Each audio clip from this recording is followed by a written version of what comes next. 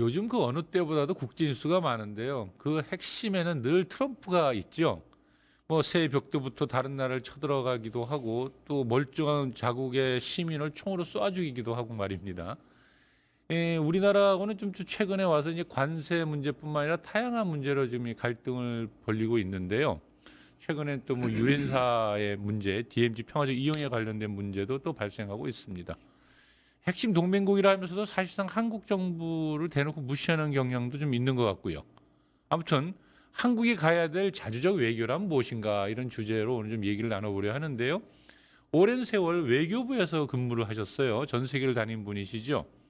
자칭 좌파 외교관이라고 하시는데요. 이경렬 전 앙골라 대사님 모셨습니다. 어서 오십시오. 안녕하세요. 이경렬입니다. 오늘 어제 뉴스토마토는 처음이시죠? 처음입니다. 예. 근데 앞에서 보니까요 좌파 외교관으로 스스로를 소개하셨어요. 별다른 뭐 뜻보다도 작년에 좌파 외교관이 보는 한국 외교 이런 책을 쓰셨던데 한국에서 좌파란 말 참 편안치 않은 표현이잖아요. 쉽지 않은 표현인데 스스로 좌파라고 이렇게 언급하신 이유가 있을까요? 제 스스로 좌파라고 한 건 아니고요. 그건 아니고요. 외무부에 들어가서 생활하다 보니까 예. 제가 조금 삐딱하게 생각하고 삐딱하게 언행을 하다 보니까 예. 좌파라는 딱지가 붙었죠. 아, 질문을 던지고 예. 문제를 제기하면은 외무부는 네. 위험인물이다. 위험인물이다. 또 조직에 적응하지 못하는 자다. 예. 이런 낙인을 붙였고 예. 제가 그 낙인을 붙여진 예, 그런 그 사람에 좌파를? 해당했습니다. 그런데 원래 좌파라는 말이 프랑스 예. 혁명 때 예. 사회의 진보를 추구하는 자 네. 그런 사람들한테 붙이는 명칭 좋은 뜻이 있었거든요. 아, 그래서 제가 타칭이지만 예. 그런 좋은 뜻을 살려서 예. 에라 그래 내가 좌파가 될란다 해서 제 책에다가 예. 부제에다 그렇게 붙였습니다. 어차피 남들이 좌파라고 하는데 스스로 그럼 좌파를 사랑하기로 하셨군요. 그런 셈이죠. 선생님 그 이력을 쭉 살펴보니까 내 대학 졸업 후에 외교부에 들어가셔가지고 보스턴, 뭐 파리, 텔아비브, 하노이, 워싱턴, 루안다 뭐 세계 안 다닌 곳이 없더만요. 전체를 다니셨는데 지금 이제 퇴직하셔가지고 집회 활동하시고 또 이렇게 방송 활동 왕성하게 하시는데 그러니까 선생님이 이제 한 평생을 외교를 하셨으니까요. 한국 외교에 대해서 간략하게 평가를 해봤으면 좋겠어요. 평소에 지론이 보니까 한국에는 외교가 없다 뭐 이런 말씀하시는 것 같던데.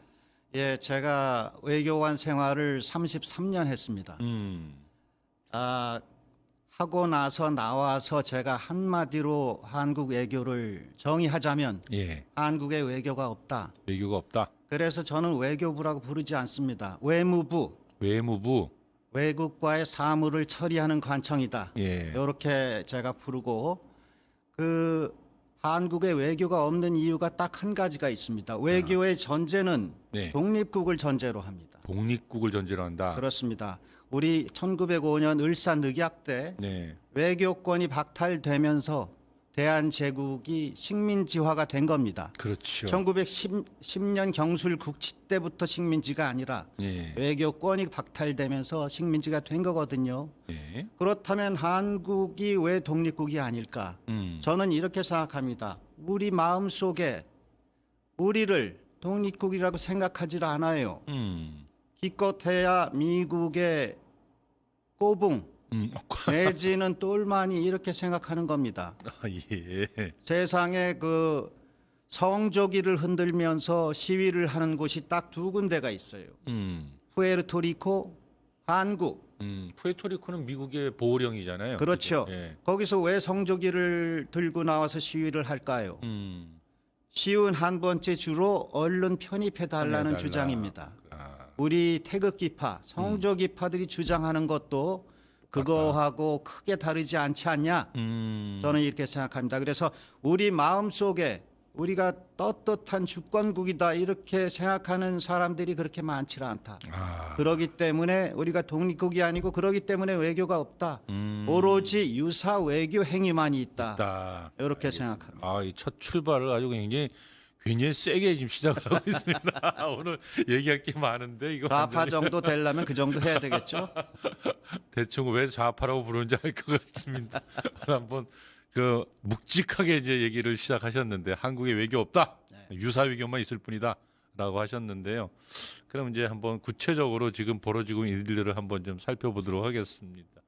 먼저 이제 그 작년에 말입니다. 한미 양국이 이제 정상회담도 하고 하면서 이 관세 15%로 확정 짓고 또 우리는 뭐 3,500억에 가까운 그중에 1,500원 마스가에 그리고 이제 2,500억이 2,500원 마스가에 주는 것이 1,500억이고 아, 그렇군요. 예, 제가 2,000억을 잠깐 이제 이게 착각했습니다. 쪼개 가지고 이제 미국에 투자하기로 네. 이렇게 합의를 했는데 근데 미국이 갑자기 이제 뭐 법적으로 아직 법안도 제대로 안 만든다, 비준도 하지 않았다, 뭐 이런 이유를 들어서 트럼프가 SNS에다가 다시 또 25% 하겠다 이러는 바람에 아주 네. 그냥 우리나라 산업부 장관이 뛰어가고 뭐 서로 만나고 하면서 또 굉장히 좀 문제를 이제 불거졌는데 이 문제도 역시 이제 그 선생님이 보시는 거로 따진다면은 이 상당히 참 자주권이 없는 문제 아니냐라는 문제의식을 키운 것 중에 하나겠죠.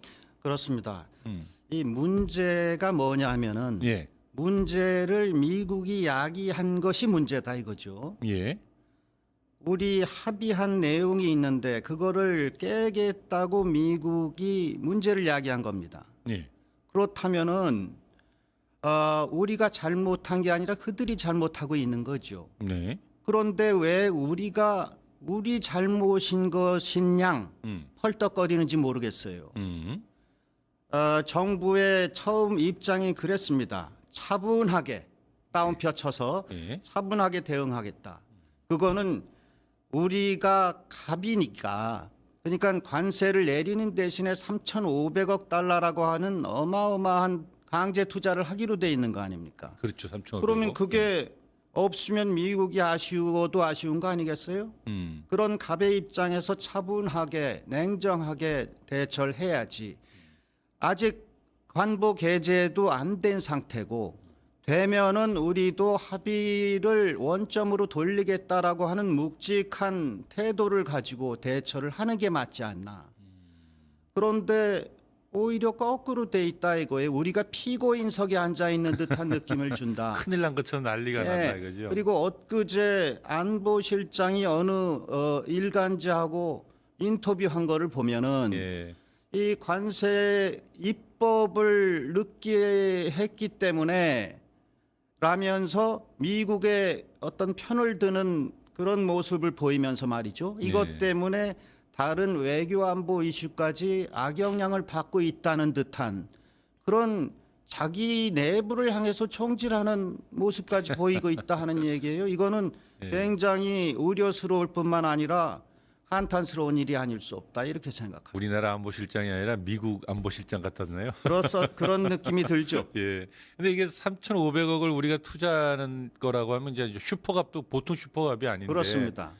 그런데 미국에서 그럼 판을 깨자 하면 그럼 깹시다 해버리면 미국만 손해잖아요, 사실은. 그렇게 저는 보는 거죠. 예. 물론 이렇게 엉덩이에 불 붙은 것처럼 행동하는 것이 조금이라도 건져 보겠다라고 하는 어떻게 보면은 미국의 그 동정심을 사기 위한 약자 코스프레인지는 모르겠으나 그렇게까지 할 필요 없다. 또 예. 우리 작년에 고관세 상황에서도 예. 우리가 7천억 달러 이상을 올리는 수출을 최고 기록을 올렸어요. 예. 그렇죠. 더군다나 인도, 브라질 예. 관세가 50%입니다. 예. 그런데도 작년에 사상 최고의 수출액을 올렸습니다. 그 두 나라도. 별거 아니다 이렇게 얘기할 수는 없지만 우리가 이 고관세에 너무 겁먹을 거 없다. 겁먹을 거 없다. 그리고 어떤 경제학자의 분석에 따르면 예. 15%에서 25%로 10%가 관세가 높아지면 예. 아무리 많이 잡아도 1년에 대미 수출이 100억 내지 120억 달러가 줄어든다 이런 분석이거든요. 예. 그렇다면 3,500억 달러로 30년 버틸 수 있다 이런 얘기까지 될 수 있는 거 아니겠어요? 그렇죠. 겁먹지 말자. 그러니까 우리가 이게 제 슈퍼가니까. 결론입니다. 예, 알겠습니다. 근데 오래간만에 말이에요. 여야가 얼른 이 문제가 나오니까 그냥 아주 오래간만에 막 얼른 합의문을 쓰고 뭐냐면 신속하게 대미투자법을 제정하겠다 이렇게 좀 약속도 하고. 그러니까 제가 보니까 확실히 미국에서 뭐 화를 내면 여야가 없이 얼른 합의를 하는구나 이런 생각도 들었는데 어떻게 이제 보다 근데 이 대미 투자 법안 좀 대응책이 어떠해야 될까요? 훨씬 좀 진중하게 접근해야 될 것 같긴 한데. 그렇습니다. 예. 지금 뭐 미국이 입법 과정이 지연된다는 이유로 뭐 관세를 원점 회복하겠다 이러고 있는데 우리가 결코 지연하고 있는 게 아닙니다. 이 입법을 하기 위해서는 청문회 뭐 등등 여러 가지 과정이 있는 것이고 우리가 예. 지난 11월 중순에 합의한 후에 지금 절차를 잘 진행하고 있어요. 작년 말에 여러 가지 입법 법안들이 올라와 있고 특히 제가 기억할 때 홍기원 의원이라든지 김병구 의원이 발의해 놓은 법들이 좋은 것들이 있습니다. 거기에는 우리가 대미 투자를 하는 단계별로 이 한미 MOU에 나와 있는 아주 중요한 어구가 있습니다. 상업적 합리성. 상업적 합리성. 우리가 투자를 할 때 돈이 되는 사업에 해야 된다 이거죠. 그게 합리성이죠. 예. 그거가 과연 진짜 그렇게 이루어지는지 그거를 우리 국회에서 검증도 하고 그거에 따라서 우리 투자를 진척시킬 수 있는 그런 조치를 취할 수 있는 법안을 담아서 예. 입법화가 되면은 우리한테는 좋다. 예. 지금 상황에서는 투자위원회라고 하는 게 미국 상무장관만이 위원장으로 돼 있어요. 한국의 산업장관은 어디에 목소리가 있을 수가 없습니다. 우리는 입법으로서 그러한 우리 국민의 목소리를 담아내야 한다 이렇게 생각합니다. 그렇죠. 더더욱이 지금 미국의 지금 연방 법원에서 연방 대법원이 상호 관세에 대해서 지금 위헌 판결을 내릴 가능성도 매우 높지 않습니까? 저는 거의 확실하다고 생각합니다. 보시는 거죠? 왜냐하면은 벌써 판결은 나 있다. 근데 그거를 우리 헌법재판소가 윤석열 탄핵 때 8대 0으로 만들기 위해서 만들기 조금 위해서 시간이 많이 걸렸듯이 끌었죠. 예. 거기 9명이지만 예. 9대 0으로 만들기 위한 시간 아니냐. 왜냐하면은 합헌 판결이 나 있었다면은 진작에 선고를 때렸을 겁니다. 때렸겠죠. 근데 지금 판결은 내린 상태인데 언제 선고할 것인지를 가지고 지금 지연이 되고 있거든요. 예. 그렇다면 이 행정부한테 대처할 시간을 주기 위한 목적이 아니겠느냐. 아니겠는가. 그래서 결론은 위헌으로 내려져 있다. 하지만 시간은 1사분기 정도가 될 것이다. 따라서 우리는 더욱더 여유 있게 해도 된다, 이거죠? 여유 있고 당당하게 대처를 해도 충분하다. 미국 연방 대법원에서 관세 문제에 대해서 위헌 판결 내려버리면 지금까지 우리 맺어놨던 거 다 다시 또 그럼요 원점 회복시켜야죠. 회복이죠. 예, 예. 맞습니다. 더군다나 관세 환급까지 다 받아야죠. 받아버려야 되는 예. 거죠. 알겠습니다. 트럼프 참 많이 힘들 건데. 근데 이 국회 비준 얘기 잠깐 좀 짚고 그냥 가는데 한국이 이 비준을 왜 안 하느냐 하는데 미국도 이거 비준 안 하잖아요. 안 합니다. 왜 우리 보고만 비준하라 그럽니까? 지금 미국이 비준하라는 얘기는 한 적이 없습니다. 한 지금 우리가 난리군요. 국힘에서 비준해야 된다고 했다가 예. 지금은 그걸 접고 지금 여야 합의하에 법으로 가자 이렇게 돼 있는 투자법으로 상태인데 예. 처음에 국힘에서 비준해야 된다라고 하는 논리는 뭐였냐? 예. 근데 그 얘기를 하기 전에 비준의 대상은 뭐죠? 뭘 비준하는 겁니까? 외국과의 합의 내용을 비준하는 게 비준이거든요. 예. 그런데 국힘이 비준하자고 할 때 그게 약간 모호하게 얘기하는 거예요. 우리가 앞으로 제정할 대미 투자법을 비준하자는 건지 아니면 한미 간에 합의된 MOU를 비준하자는 건지 MOU를 애매했어요. 근데 MOU를 비준해야 된다는 건 겉으로는 맞는 얘기예요. 다만 예. 국힘의 기본적인 얘기는 미국이 하자는 대로 다 해준다. 한미 동맹을 강화하는 차원에서 MOU 내용 그대로 비준하자 하는 게 원래 목적이었거든요. 그런데 예. 그렇게 할 수 없는 겁니다. 우리는 입법을 하면서 우리 아까 얘기했듯이 우리의 의사를 담을 수 있는 그릇을 만들어야 되는 것도 있고 또 미국이 하자는 대로 그거를 비준한다는 것은 MOU 약간 유동적일 수도 있는 것을 국회 입법으로 우리가 먼저 확정해 준다는 건데 그럴 이유가 하나도 없는 것이죠. 거죠. 우리는 전략적인 어떤 자율성을 확보를 했어야 되는 문제죠. 그런데 예. 지금 상황에서는 국힘이 이제 비준 주장을 접었기 때문에 이 얘기는 별로 할 필요가 없게 됐습니다. 근데 지금 미국하고 관세를 올리겠다라고 하는 배경, 즉 그런 경제적인 갈등이 일어나는 것 중에 하나가 보니까 쿠팡 애들이 굉장히 좀 로비도 많이 한 것 같은데, 앞으로 쿠팡 또 온풀법에 대해서도 이제 구글이나 뭐 아마존이나 이런 데서도 엄청나게 로비한 것 같아요. 아무튼 그렇습니다. 얽혀 있죠 지금. 이 문제를 한번 잠깐 짚고 가야 될 것 같아요. 그렇습니다. 네. 이 온풀법이라고 하는 게 쉽게 얘기해서 독과점 방지, 그렇죠. 공정거래 진흥법이라거든요. 그렇죠. 우리나라의 공정거래법으로 할 수도 있어요. 그런데 온라인 거래라고 하는 게 굉장히 빠르게 이루어지고 단시간 내에 그 경쟁자들을 차단할 수 있는 그러한 그 장이기 때문에 예.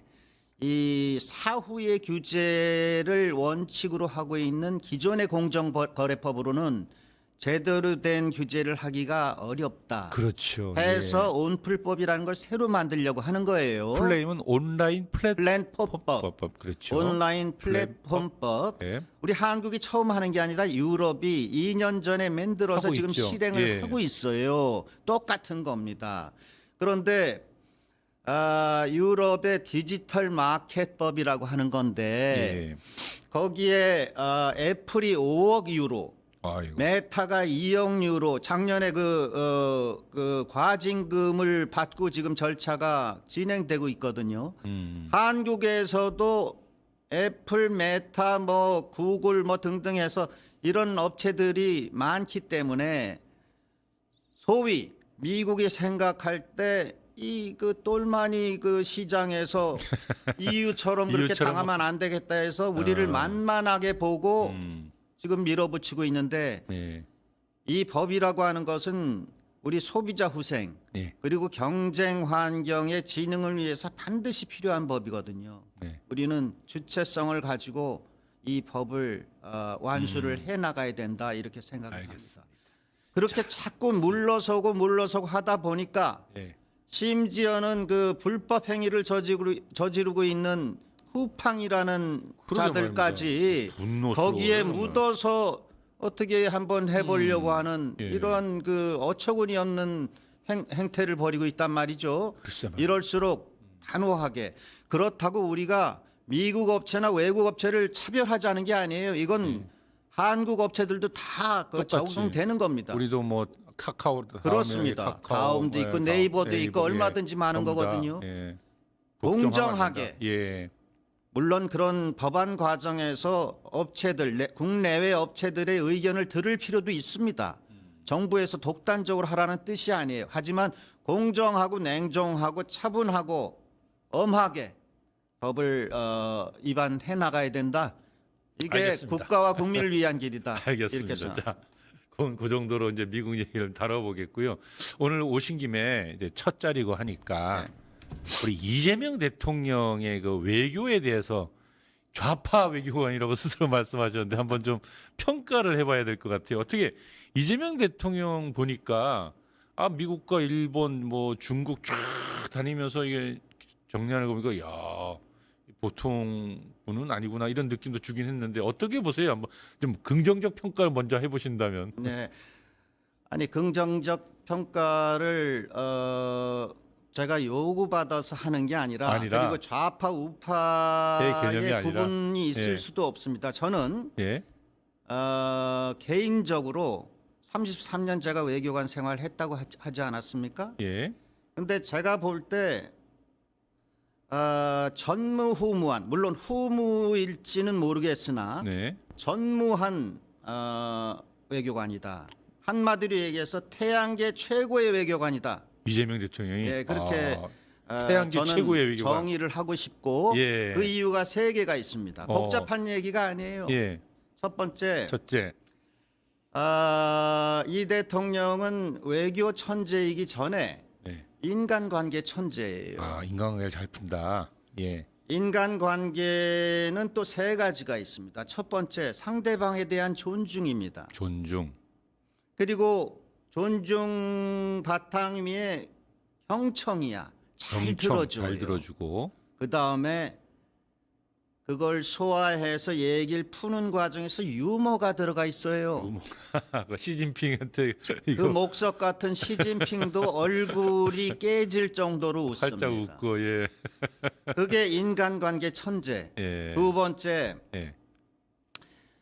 이슈 파악이 완벽하게 돼 있다. 아, 확실히 꿰고 가는 거죠. 자기가. 뇌생남인 거죠. 예. 영석한 두뇌. 세상에 원고 없이 네.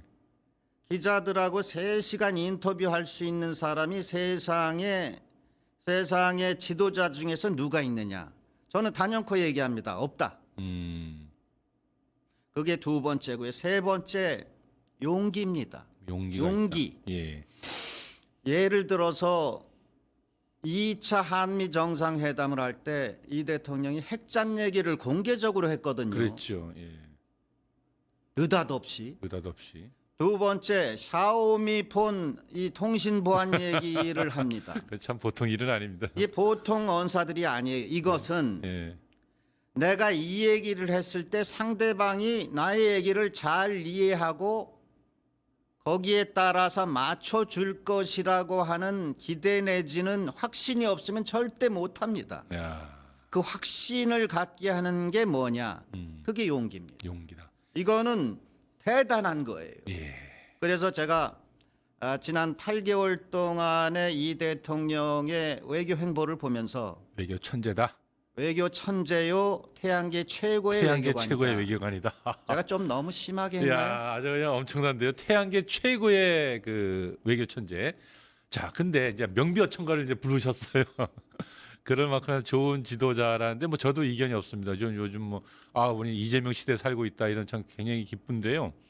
근데 이런 어려운 시기에 이재명 같은 분을 대통령으로 모시고 있다는 게 참 너무나도 기쁜 얘기인데, 근데 또 우리가 또 엄중하게 또 평가할 건 또 평가해야 되니까 이제 이번에는 한번 좀 우리가 진중하게 네. 자 이런 건 이제 긍정적으로 말씀하셨고 어떤 거를 좀 더 이제 보강하고 가야 됩니까? 그런 얘기를 좀 해주세요. 예. 그것을 나라별로 3나라 정도로 나눠서 얘기해 볼까요? 그럼 첫 번째 미국, 미국, 그다음에 중국, 중국, 일본 일본. 이런 좋습니다. 순서로 하면 어떨까 싶은데 뭐 그럼 아까 미국을 앞서 쭉 다뤘는데 또 더 미국은 아까 이제 경제 문제만 다뤘고 예 좋습니다. 이 조금 외교 안보 분야 쪽으로 얘기를 하자면 네.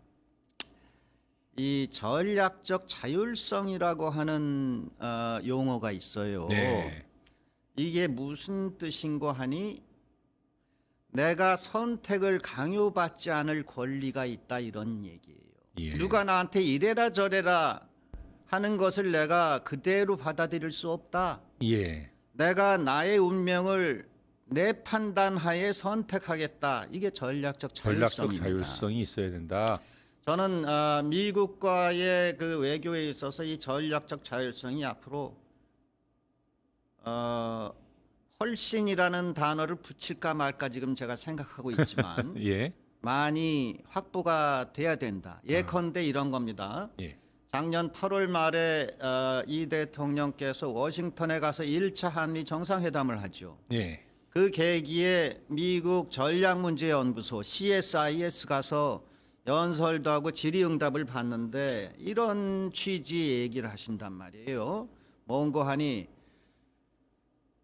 한국은 미국의 기본적인 정책에 대해서 반대할 수 있는 그런 정책을 펼치기는 어렵다. 어렵다. 그러니까 미국에 반대하는 정책을 하기는 어렵다.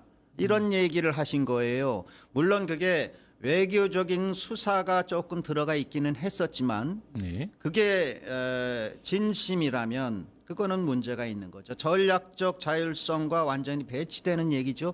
우리가 우리의 운명을 때에 따라서는 누가 됐든지 간에 그게 미국이더라도 조금 반발할 수 있는 여지도 있어야 되는 거거든요. 예. 그런데 미국의 정책을 무조건 우리가 따라가야 된다라고 얘기하면 그것은 아니에요. 알겠습니다. 그러니까 미국에 대해서 아무튼 전략적 그렇습니다. 자율성을 보다 강조할 수 있는 외교를 해야 된다. 그렇습니다. 그 구체적인 예로 미군, 주한미군의 전략적 자율성이라는 얘기가 있어요. 전략적 유연성. 미안합니다. 별도 유연성. 그거는 미중 간의 갈등이 났을 때 대만 해협으로 주한미군이 출동한다는 얘기예요. 이걸 이렇게 놔두면은 한국은 미군의 발진 기지가 되고 한국은 중국의 총알바지가 되는 겁니다. 그런 문제에 대해서 이 단호해야 얘기는 된다. 분명히 반대를 해야 되고 이 대통령께서도 기자들한테 반대한다고 얘기했어요. 예. 그러나 미국한테도 얘기를 해야 됩니다. 미국 앞에서 얘기해야 된다. 자, 중국을 한번 넘어가 볼까요? 중국으로 가시죠. 네. 중국은 시진핑과 두 번이나 만났는데 우리 정부는 뭐 전면적으로 관계가 개선됐다라고 막 발표를 했는데 예, 그랬으면 좋겠다라는 뜻으로 저는 받아들입니다만 첫 번째 회담을 작년 11월 1일 날 경주에서 했어요. 그 후에 안보실장이 브리핑할 때 그렇게 얘기했습니다. 완전 복원이 이루어졌다. 과거형으로 얘기했어요. 예. 그런데 2차 회담이 1월 5일 있었죠. 예. 북경에서. 그 후에 브리핑이 어떻게 됐느냐.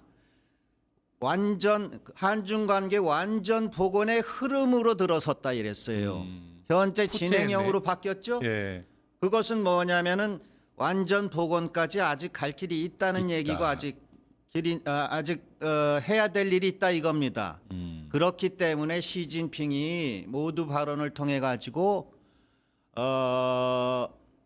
그야말로 역사의 올바른 편에 서라느니 별로 우리가 듣기 좋지 않은 얘기였지만 그렇죠. 또 석자 얼음이 하루아침에 얼은 게 아니다. 예. 녹을 수도 없다. 이런 얘기를 하지 않았습니까? 그렇다. 그게 완전 복원됐으면은 그런 얘기를 할 수가 없죠. 그런데 여기서 조금 더 이어서 얘기할까요? 아니면 끊었다 갈까요? 이게 완전 복원으로 가려면 뭘 어떻게 해야 될까? 이 얘기가 있어야 될 것 완전 같은데. 복원으로 가려고 하면은 무엇이 이렇게 한중 간의 관계를 얼어붙게 만들었는가를 살피면 되겠네요. 그렇습니다. 예. 사드 얘기하고 싶은 그렇습니다. 거죠. 예. 그게 결국에는 지난 10년의 얼음 관계가 를 만들었죠. 사드로부터 출발했기 때문에 한한령도 나오고 완전 복원이 되려면은 그 문제를 그를 풀어야 치유를 된다. 해야 돼, 털어내야 됩니다. 예. 그렇다면 뭐냐? 삼불 정책이라는 게 있어요. 사드 삼불. 아 문재인 정부 때 했던 사드 삼불. 그겁니다. 바로 그겁니다. 그때 다시는 사드 더 이상 재배치하지 않는다. 그리고 한미일 군사 동맹 안 하겠다. 안 한다. 그리고 MD 체제에 들어가지 그렇습니다. 않는다. 미사일 방어 예. 체제에 들어가지 않는다. 않는다. 세 가지입니다. 세 가지인데 이거는 2022년에 이재명 대통령 후보가 TV 토론 나와서 예. 그 정책이 맞다라고 얘기까지 했던 하셨어요. 거지요. 예. 그렇다면 이번 정상회담에 얘기를 했으면 했어야 됐는데 완벽한 복원이 됩니다. 근데 그 일을 안 했다라는 안 거죠. 했죠. 다만 예. 금년 10월 달이죠. 10월 중순에 중북 선전에서 에이펙 정상회의가 또 있잖아요. 예. 그때는 해야 그때 된다. 하시면 됩니다. 알겠습니다. 해야 됩니다. 알겠습니다. 완전 복원 단호한 1급 입장. 관계로 갑니다. 좋습니다. 그래야 된다. 일본으로 한번 넘어가 볼까요? 일본은 사실은 우리가 2023년도죠. 8월 달에 캠프 데이비드 정상회담을 통해서 사실 굉장히 우리 모든 사람들이 걱정하는 그런 합의를 좀 하고 왔는데 그렇습니다. 예. 뭐 그때 이후부터는 한미일 군사 동맹 체제에 가깝게 뭐 군사 훈련도 함께 하고 좀 이루고 있지 않습니까? 근데 문제는 그 적이 중국이란 말이죠. 한미일 그렇습니다. 동맹 체제의 적이 중국인데 그런데다가 또 우리 주한미군 사령관하고 일본 국방상이 만나가지고 뭐 원시어터 하나의 전장으로 만들자라고 하는 이야기도 하고 있는 이런 조건인데 일본과의 관계 이게 참 중국과의 관계를 아까 완전히 회복한다는 것과 연동돼 있는 것 같아서 예, 이 사실 제가 이런 말을 가끔 합니다마는 우리 한미 간의 관계가 예. 한일 간의 관계를 왜곡시키고 한중 관계를 오염시키고 한러 관계를 타락시킨다. 저는 그렇게 얘기를 하는데 네. 이 한일 관계라고 하는 게 한미 관계의 어떤 종속 변수처럼 돼 있어요. 그렇죠. 예. 특히 이 군사 협력 분야는 더욱 그렇습니다. 지난달 중순인가요? 유엔 사령관이 일본 국방상을 하와이에서 만나거든요. 근데 유엔 사령관이 누굽니까? 주한미군 사령관이에요. 그렇죠. 같은 모자를 다른 모자를 같은 사람이 쓰고 주한미군 있는 사령관, 거거든요. 유엔 사령관, 거기다 또 한미 연합사령관. 연합사령관. 모자 세개 그런데 쓰. 예. 주한미군 사령관이 일본 국방장관을 네. 왜 만납니까? 제가 이상하게 생각했죠. 음. 그래서 가만히 들여다 보니까 주한미군 사령관 모자를 쓰고 만난 게 아니라 유엔 사령관 사령관. 모자를 쓰고 만났더라. 그리고 최근에 주한미군 사령관의 고위직 관리들하고 고위직 군인들이죠. 또 일본 외무성의 관료들이 도쿄에서 또 만나서 또 협의를 했어요. 네. 그 자세한 내용들은 안 나오는데 앞뒤로 이렇게 연결시켜 보면은 분명합니다. 아까 말씀하신 캠프 데이비드에서 3자 합의라는 게 있었고 예. 그게 중국을 겨냥한 한미일 군사 협력에 관한 그 합의가 있었고 예. 하지만 그 자세한 내용이 지금 공개돼 있지는 않습니다. 그렇군요. 예. 특히 그때 한미일 정상회담 한 다음에 3국 국방장관이 비밀 문서를 사인을 했어요. 그거를 3국 안보협력 프레임워크라고 하는 문서입니다. TSCF라고 하는 문서인데 이게 공개가 안 돼 있어서 모르는데 짐작은 할 수 있어요. 한미일 간의 군사 협력을 강화하고 유사시에 한국과 일본이 중국에 대항해서 싸운다 이런 내용이거든요. 예. 그런데 요번에 유엔 사령관이 일본 국방장관 또 그 밑에 그 군인들이 일본 외무성 관리하고 만나서 얘기한 것들이 그 구체적인 것들을 합의한 것 같아요. 우리 모르게. 그러니까 한국은 미일 간에 합의가 되면은 그 미일 간의 군사 동맹 속에 한국이 우리도 모르는 사이에 하부 구조로 편입되는 그런 지금 그 구조하에 놓여 있는 상황이에요. 굉장히 그 우려스러운 상황이다 이렇게 보는데 예. 일본은 지금 한국하고 그 두 가지 협정을 더 맺기를 원합니다. 지금 전체는 세 개인데 하나는 지소미아라는 거 알죠? 군사 예, 정보협정. 정보 보호 협정. 예. 두 번째가 악사라고 하는 건데 군수물자 협력 협정이라는 게 있어요. 세 번째는 Reciprocal Access Agreement라고 해서 원활화 협정이라는 게 있습니다. 서로의 그 기지 군사 시설을 서로가 자유롭게 이용할 수 있는 그러니까 권한입니다. 완벽한 군사 동맹을 가져야 그렇게 되는 세 가지가 예. 다 되면은 거의 한일 간의 군사 동맹이 되는 거고 그렇죠. 동시에 한미일 군사 동맹이 완성되는 단계에 이르는 겁니다. 한미일 삼각 동맹이 완성된다. 그래서 미국은 일본으로 하여금 한국에 이 악사하고 RAA를 끊임없이 밀어붙여서 맺으라고 지금 압력을 가하는 하고 있는 상태입니다. 중이고. 이거 우리가 막아야 호락호락 된다. 해서는 절대 안 된다. 됩니다. 알겠습니다. 그러니까 조금 길게 얘기했네요. 괜찮습니다. 아무튼 우리 그 이재명 정부가 가야 될 미국과 일본과 이 중국의 네. 관계에 있어서 이 그야말로 우주가 내놓은 아까 뭐라고 표현하죠? 태양계 최고의 외교 천재시니까 이런 그 복잡하게 얽혀 있는 미국과 중국과의 관계 속에서 아무튼 모든 관계를 풀어 나가야 된다라는 이제 말씀을 그렇습니다. 해주셨습니다. 그 과정에서 우리의 전략적 예. 자율성 예. 이거는 키워드다 이거죠. 예. 그래서 저희가 이제 아직 몇 가지를 더 얘기를 나누고 싶은데 저에게 주어진 시간이 이제 거의 다 됐어요. 그래서 짧군요. 예. 저는 저 1시간으로 알고 왔습니다만은 아닙니다. 이게 30분이군요. 40분입니다. 40분. 예. 그래서 제가 짧게 마지막 질문을 하나만 좀 더 하고 해야 될 건데 유엔사 문제 있지 않습니까? 네, 네. 다들 유엔사 이제 뭐 그런 거 여기 오신 분들이 다 얘기했는데 유엔사 가짜다 그런 거 없다 이런 얘기도 하셨고 또 현재 그 DMZ 안에서의 그 평화적 이용에 대해서 네. 헌법적으로 우리나라 영토인데 왜 그걸 사용을 못하냐 이제 한번 정동영 장관이 이 문제로 아주 심하게 지금 네, 이제 말씀을 좀 하고 계시는데 근데 이 브론슨 주한미군 사령관이 DMZ에 대해서 아주 공식적으로 입장을 표명한 아주 네. 이례적인 반대한다. 그런 법안 만들면 안 된다. 뭐 이렇게 했는데 예, 요 문제에 대해서 좀 이렇게 예. 좀 정확한 해법을 가짜라는 뜻이 맞기도 하고 틀리기도 한데 가짜라는 얘기는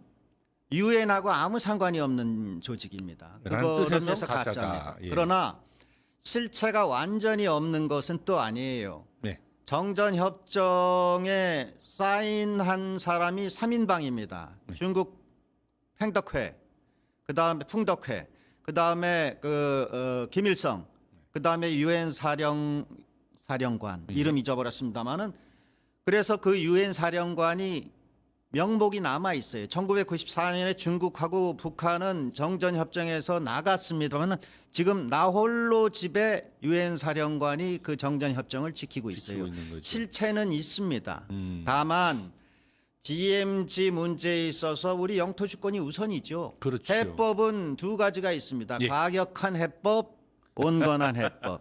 과격한 해법은 예. 제가 이거 선호하는 해법입니다만 예. 그냥 밀어붙이면 됩니다. 그냥 그래서 우리가 합의 그 없이 관할할 예. 테니 예. 그리고 평화적 이용에 관한 법률 그대로 그 강행할 테니 니네들 어떻게 하는지 보자. 도리 없어요. 우리 그 영토 주권이 먼저입니다. 예. 그래서 싫으면은 니네들 나가라 하면 된다. 예. 예. 예. 그게 과격한 해법. 그런데 이제 온건한 그렇게 해법 뭡니까? 온건한 해법은 결국 정전 협정을 예. 궁극적으로 평화 협정으로 평화협정 대체하는 바꾸는 거. 겁니다. 근데 장기적으로 오래 걸리는 시간이 많이 걸리고 예. 거기에는 글로 나가려면 남북 간의 대화와 협력이 있어야 필요하고 북미 간에 또 이 되고. 예. 뭐 관계가 개선돼야 예. 되는 거 아닙니까, 그죠? 그러나 우리가 과격한 해법으로 나가고자 했을 때 국내의 그 조중동을 비롯한 태극기파의 서부 지법 사태 비슷한 난동 난동을 부른다 이거죠. 지금 그 예측되기 때문에 그렇게 가면 또 사회가 시끄러지고 이게 참 딜레마이기도 합니다. 어렵다, 그죠? 예. 알겠습니다. 아무튼 저에게 주어진 시간이 많이 이제 없어가지고 선생님 이렇게 모셨는데 너무 참 재밌게 그리고 또 아주 진지하게 말씀해주셔서 감사하고요. 이 마지막 좀 최종 정리를 하면서 이 네. 얘기를 좀 덧붙여 해줬으면 좋겠어요. 뭐냐면은 그 마크 카니 캐나다 총리가 그 네. 다보스 포럼 연설 도중에 중견국 연합을 하자라는 제안을 했잖아요. 근데 보니까 이제 이 캐나다는 굉장히 좀 화가 많이 나 있는 것 많이 같아요. 나 있죠. 51번째 주로 만들겠다고 트럼프하고 얘기하니까 총리를 주지사라고 부르죠. 예, 뭐 그러니까 굉장히 좀 화가 나 있는 것 같으면서 그래서 중견국들을 한번 다 같이 네. 모여보자 이런 호응을 일으키는데 우리나라도 사실 이 문제로 따진다면 중견국에 들어가지 않나 이런 생각이 드는데 여기에서 우리의 태도는 어떻게 하는 게 좋겠는가라는 말씀을 하면서 네, 네, 네. 예, 마지막 마무리 발언도 좀 해주십시오. 몇 분 쓰면 될까요? 선생님 가급적 짧게 해주십시오. 예, 예. 한국은 그야말로 최강의 중견국이죠. 그렇죠. 예.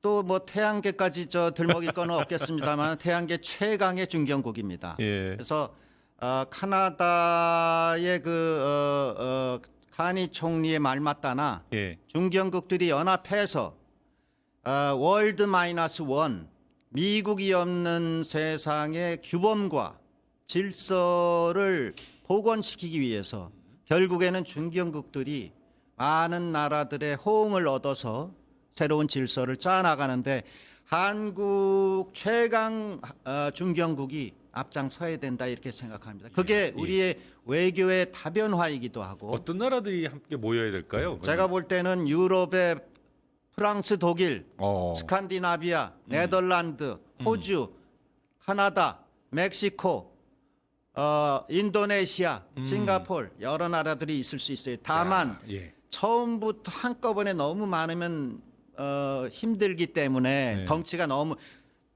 처음에는 5개 나라로 그 다음에 10개 브릭스가 5개에서 10개 됐지 네. 않았습니까? 그래서 5개 나라 그러니까 코어 5, 코어 10 또는 M10 그래서 M20 이렇게 나아가는 방법을 생각해 볼 수 있겠죠. 미국 중심의 G7, G10하고는 전혀 또 다른 또 이렇게 모임이 생기는 미국 거군요. 중심이 될 수가 없죠. 미국이 국제 질서에서 나가겠다는데 나가라고 하고 알겠습니다. 월드 마이너스 원 체제를 만들어야 네. 된다 이렇게 생각합니다. 알겠습니다. 아무튼 중견국들의 연합체 만들어 보자 예. 말씀 감사하고요.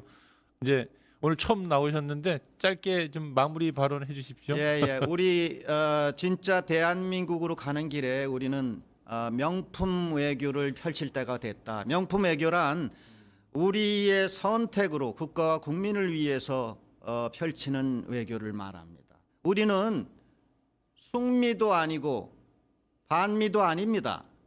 우리는 대한민국 시민일 뿐이죠. 그것이면 충분합니다. 감사합니다. 감사합니다. 오늘 주어진 시간에 대해서 마무리하겠습니다. 어떻게 보셨습니까?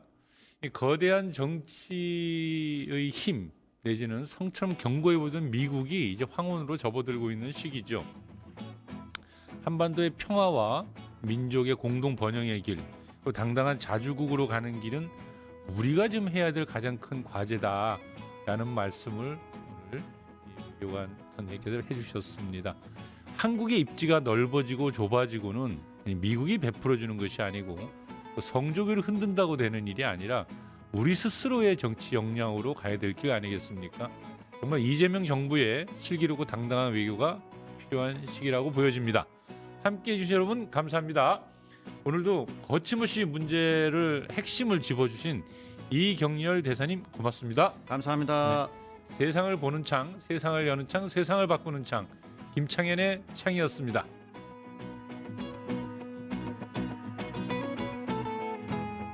파타타타 증권봉합